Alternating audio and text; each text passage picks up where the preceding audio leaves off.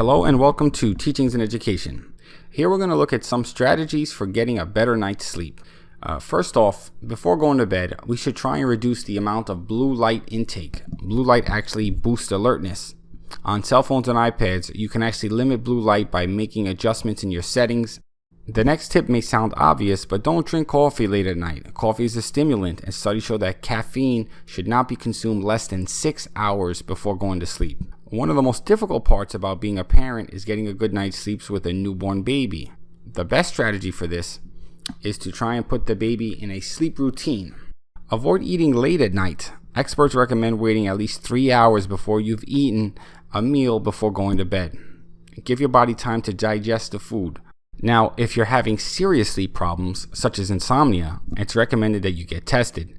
Polysomnography, which is a comprehensive sleep study that studies your brain waves and more. Next up, one of the most important things is to have a regular sleep cycle.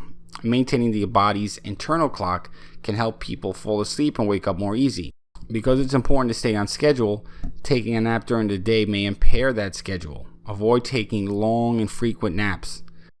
Exercising has so many benefits to physical and mental health. We should all exercise.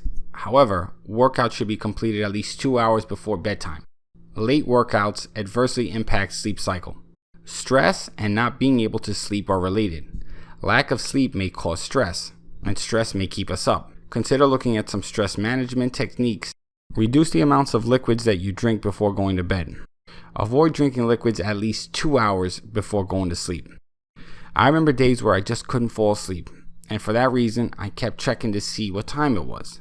This caused me stress and caused me to stay up even longer. So don't look at the clock. Animals sleeping in the bed may also be a problem for some. Others say it's not a problem, but if your pet is like mine, they'll continuously try to snuggle and interrupt your sleep cycle. Next up, don't abuse sleeping pills, and there are many out there. If overused, sleep pills can actually make the situation worse, where it becomes more difficult to sleep. Another possible problem for lack of sleep is not having the right pillow.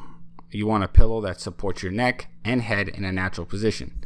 Continuing, you can optimize your bedroom by keeping it cool, minimizing light, avoiding eating in the bedroom, eliminating clutter, and keeping the mattress firm.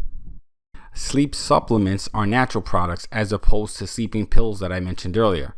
Chamomile has been used for ages to fight insomnia. If you're going to bed at night, silence the calls. We all have that friend that doesn't get the boundaries and they'll call in the middle of the night. If that happens, you may find yourself up for hours answering the cell phone. Lastly, if you have noisy neighbors, take care of the situation. Speak to them about the noise. Anyway, right now I just want to say thank you for your time. Don't forget to like this video, share this video. Please subscribe to my channel. Check the description for any resources, and have a blessed day.